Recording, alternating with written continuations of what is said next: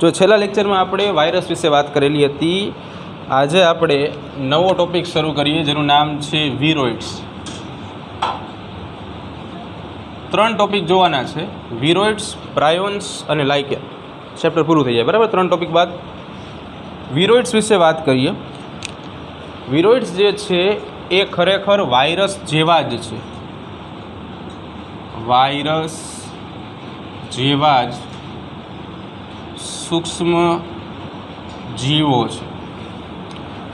बंनेमां तफावत शुं छे सौथी पहेला एनी वात करीए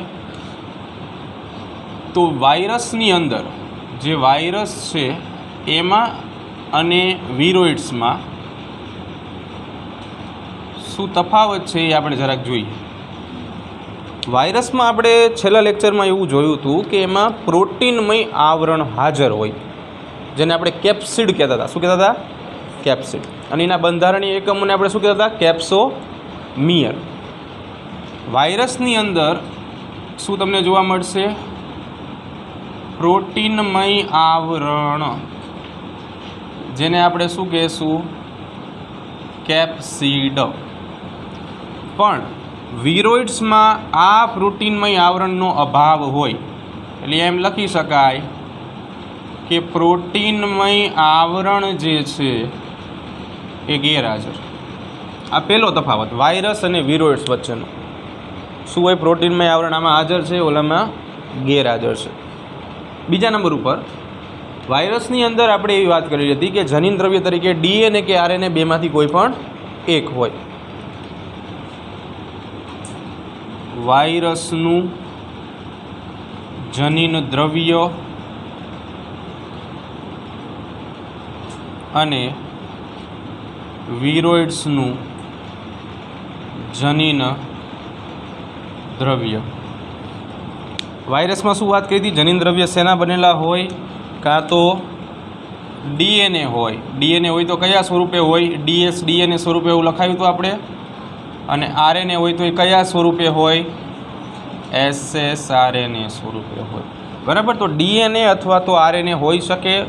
विरोइड्सनी अंदर मोटा भागे तमने आरएनए ज जोवा मळशे। कया स्वरूपे होय आरएनए? एसएस स्वरूपे होय। बराबर। एसएसआरएनए तमने शेमां जोवा मळशे? विरोइड्समां जोवा मळशे। बंनेमां फेर एवो छे कि विरोइड्सनी अंदर जोवा मळतो आरएनएनो तंतु जे छे ए वायरस करता ओછી लंबाईनो होय छे। विरोइड्स में जोवा मळतो आरएनएनो तंतु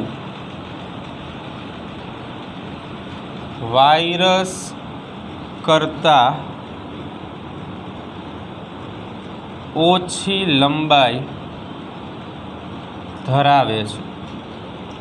हवे एमां शुं होय कि आपणे चेप्टर 9 में भणशुं कि जे कोईपण न्यूक्लिक एसिड होय ने तो ए न्यूक्लिक एसिड न्यूक्लियोटाइड नामना घटकथी बने। जेटला न्यूक्लियोटाइडनी संख्या वधारे होय एटली एनी लंबाई वधारे होय, अने जेटला न्यूक्लियोटाइडनी संख्या ओછી होय एटली एनी लंबाई केवी होय? ओછી होय। बराबर। अहींया जे आपणे वात करीए छीए एमां एवुं कीधुं कि आरएनएनो तंतु वायरस करता ओછી लंबाईनो छे। एटले एनो अर्थ एवो थाय, केमिस्ट्रीमां तमे कदाच आ शब्द समजता हशो, भण्या हशो, अणुभार। कि कोईपण रासायणिक घटक है एनी पासे कार्बन, हाइड्रोजन, ऑक्सीजन, नाइट्रोजन एवा घणा बधा तत्वों होय। ए तत्वोनो चोक्कस भार छे जेने आपणे अणुभार कहीए छीए। आ तत्व जोड़ाई जाय तो एक मोटुं संयोजन बनावे, एनो कोई चोक्कस अणुभार होय। एवी रीते अहींया आरएनए जे छे एक प्रकारनो जैव अणु छे। आखुं चेप्टर आपणे भणशुं, चेप्टर नंबर 9 बायोमोलिक्यूल्स कहेवाय। आ जैव अणुना बंधारणनी अंदर ज्यारे आपणे वात करी छीए तो आना बंधारणमां तमने कार्बन, हाइड्रोजन, ऑक्सीजन अने नाइट्रोजन जेवा तत्वों जोवा मळे। आ तत्वोनो चोक्कस भार छे एटले संयोजननो पण भार हशे। तो कहेवानो अर्थ एवो थाय कि अहींया विरोइड्समां टूंको आरएनएनो तंतु जोवा मळे छे।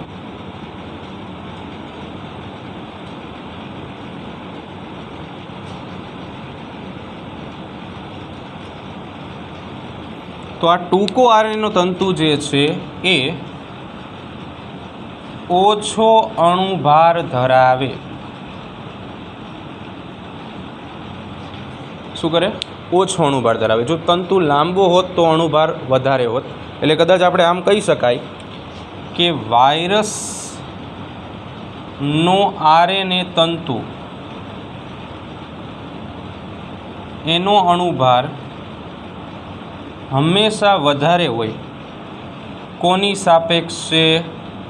તો વિરોઇડ્સના RNAના અણુભાર કરતાં.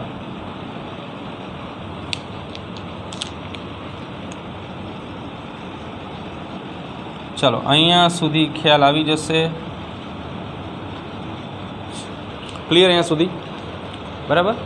હવે વાત કરીએ વિરોઇડ્સની શોધ. તો વિરોઇડ્સની શોધ જે છે એ 1971માં T.O. ડાયનર અથવા ડાયનરે કહેવાય આ વૈજ્ઞાનિકે કરી હતી. વૈજ્ઞાનિકનું નામ છે. ડ્રાઈવર નો કરી નાખતા જોજો આમાં, અને ડાયન નો કરી નાખતા. પાછળ ર રાખજો, નકર અર્થનો અનર્થ થઈ જશે, વૈજ્ઞાનિકને ખોટું લાગી જશે. સ્વર્ગમાંથી આપણને સારા શબ્દો પૃથ્વી પર મોકલશે.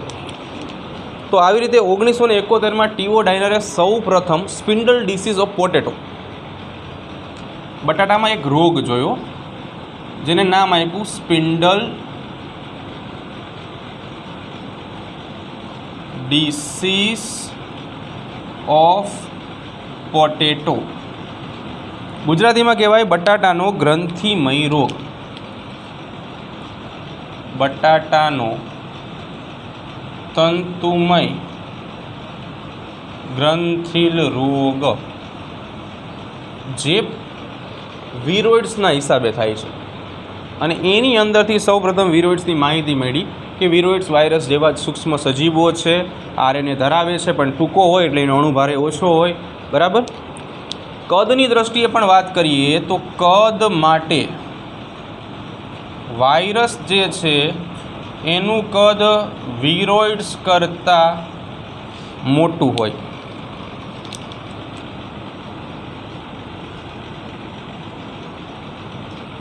ચાલો અહીંયા સુધી સમજણ પડશે. તો આટલું વિરોઇડ્સમાં છે. 2 માર્કનો પ્રશ્ન પૂછાય, વિરોઇડ્સ વિશે માહિતી આપો, તો આપણે આટલું લખવાનું રહેશે. એવો ને એવો બીજો પ્રિયોન્સ. પ્રિયોન્સ જે છે ને એ વિરોઇડ્સના ભાઈ જ છે, થોડોક એવો જ ફેર છે.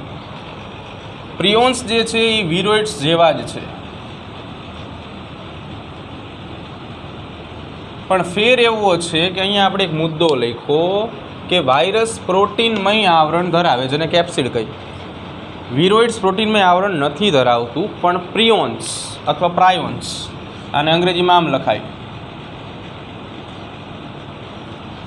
આ પ્રોટીનમય આવરણ ધરાવે.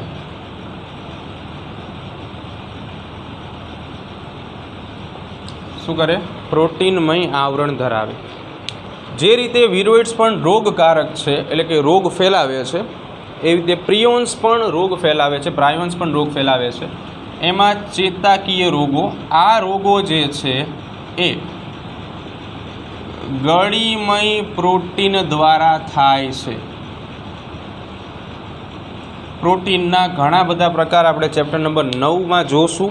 પ્રોટીનના પ્રકારમાં એક પ્રકાર ગળીમય પ્રોટીન, એટલે કે વળેલું, ફોલ્ડેડ, અંગ્રેજી શબ્દ એવો છે. આપણે કેમ કોઈ કાગળને ફોલ્ડ કરી નાખી વાળતા જઈએ, પછી આપણે જોઈએ તો વળેલી રચના જોવા મળે, તો એવા પ્રોટીનને ગળીમય પ્રોટીન કહેવાય. આવી રીતે આવા પ્રોટીનને અસર થાય અને એના કારણે ચેતાકીય રોગો થાય. ચેતાકીય રોગોનો અર્થ એવો થાય કે જે ચેતાતંત્ર, મગજ સાથે સંલગ્ન હોય એવા રોગો હોય. ચેતાતંત્રના રોગો. આના સિવાય BSE એનું આખું નામ, જેની પાસે નવી ટેક્સ્ટ બુક છે એ અંડરલાઇન કરી નાખશું. બરાબર. બોવાઇન સ્પોન્જીફોર્મ એન્સેફેલોપેથી. બોવાઇન સ્પોન્જીફોર્મ એન્સેફેલોપેથી, એટલે કે BSE. બરાબર. એક અંડરલાઇન કરશું આપણે. ટૂંકું નામ કદાચ 1 માર્કમાં પૂછાય કે ભાઈ આનું પૂરું નામ જણાવો, તો 1 માર્કની અંદર આપણે આખો પ્રશ્ન લખવો પડશે. બીજા નંબર ઉપર મેડ કાઉ ડિસીઝ. કાઉ ગાયની અંદર, એટલે પ્રાણીઓની અંદર આ જોવા મળશે. ગાય ગાંડી નથી થતી, પણ જનરલ રોગ જે છે ને આની અંદર જોવા મળે. નામ આવો છે. CR જેકોબ ડિસીઝ, આ જે છે CR જેકોબ વૈજ્ઞાનિકનું નામ છે. ડિસીઝ એટલે રોગ થાય, ફ્રેન્ચ શબ્દ છે ડિસીઝ. આ માનવમાં થાય. તો આવા ઘણા બધા રોગકારકની અંદર પ્રાયોન્સ જે છે એ રોગકારક તરીકે વર્તે છે. જોઈ લો.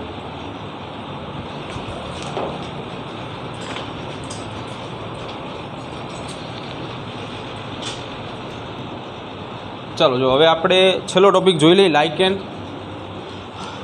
લાઇકેન જે છે,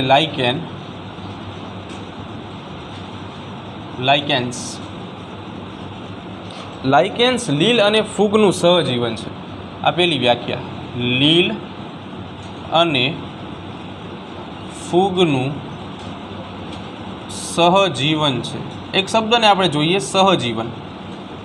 સહજીવનનો અર્થ એવો થાય કે બંને સજીવો સાથે વસે, સાથે રહે. બરાબર ને? સહજીવન કહેવાય. બંને સજીવો સાથે વસે. આને બીજા શબ્દોમાં પરસ્પરતા પણ કહેવાય.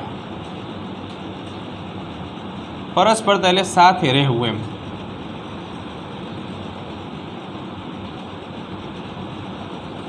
સહજીવનનો બીજો અર્થ એવો થાય કે બંનેને પાછો ફાયદોય થાય.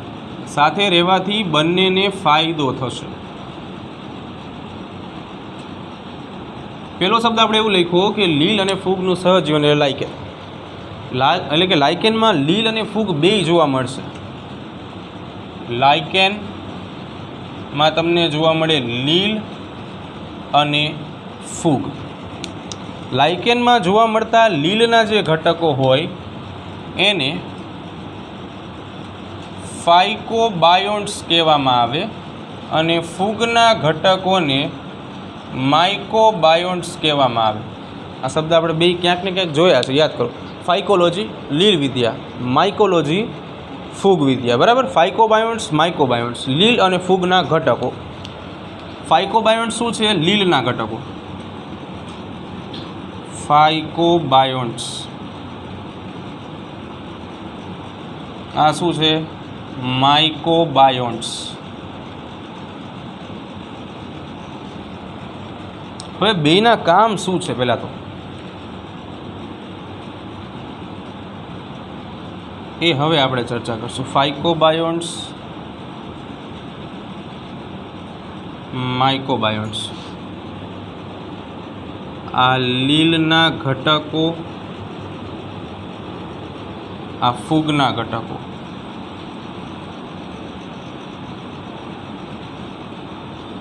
ફાઇકોબાયોન્ટ્સ જે છે એ પ્રકાશ સંશ્લેષી ઘટકો હોય.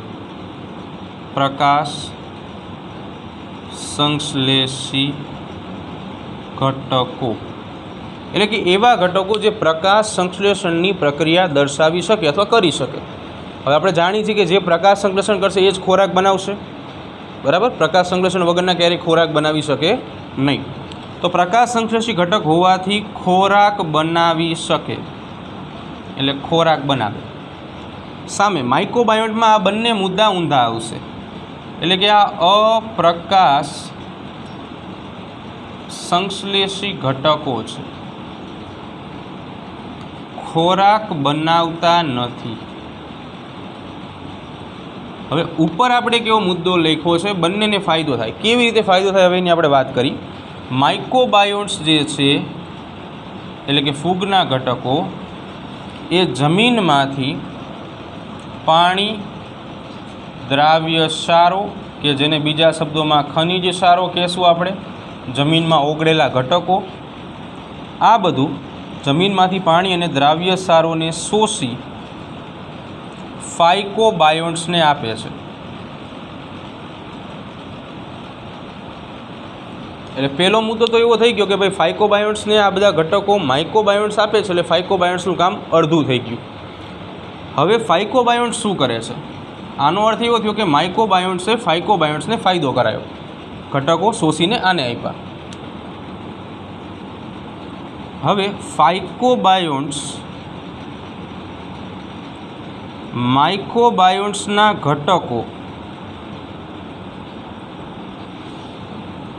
ઘટકોનો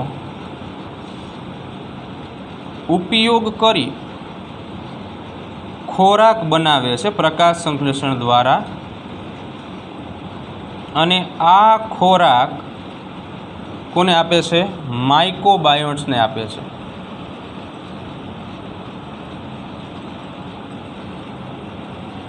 કહેવાનો મિનિંગ એવો થયો કે આપણી પાસે બે ઘટકો હતા. કયા કયા ઘટકો હતા? ફાઇકોબાયોન્ટ્સ, અને બીજા કયા હતા?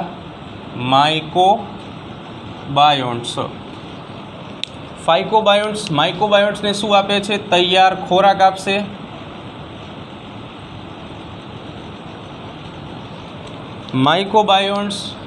ફાઇકોબાયોન્ટ્સને શું આપે છે? દ્રાવ્ય ક્ષારો અથવા ખનિજ ક્ષારો અને પાણી. તો બેયનો ફાયદો થયો. કહેવાય આમાં બેયને ફાયદો થયો એટલે એ સંબંધને કહેવાય સહજીવન. બીજું, આવો પ્રશ્ન 2 માર્કમાં પૂછાય કે વૈજ્ઞાનિક કારણ આપો અથવા તો સમજાવો કે લાઇકેન એ સારા પ્રદૂષણ સૂચક છે.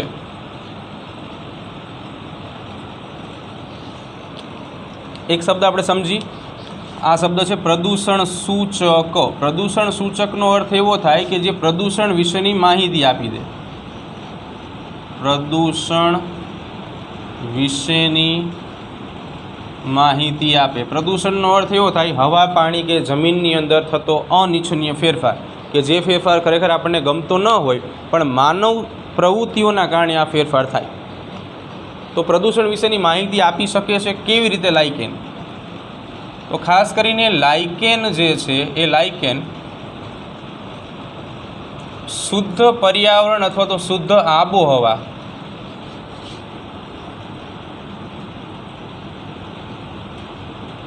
વાળા વિસ્તારોમાં ઉગે છે. મોટાભાગે જંગલોમાં સૌથી વધુ માત્રામાં તમને જોવા મળે. વધુ પ્રદૂષણવાળા વિસ્તારોમાં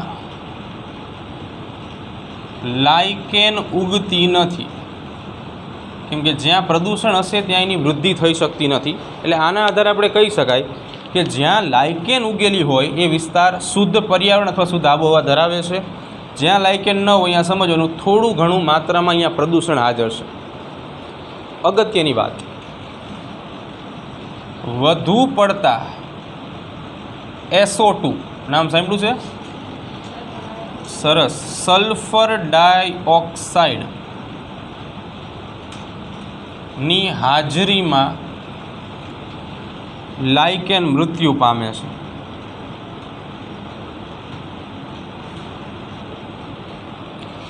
ઉદાહરણ જોઈ લઈ. ટેક્સ્ટ બુકમાં નથી આપ્યા પણ આપણે એડ કરી દઈશું. ઉષ્ણિયા દગડફૂલ આપણી પાસે લેબમાં પડી છે, બતાવશું ટાઈમ આવશે ને ત્યારે. બરાબર, જોઈ લો. ત્યાં આપણે ચેપ્ટર નંબર 2 પૂરું કરી છે.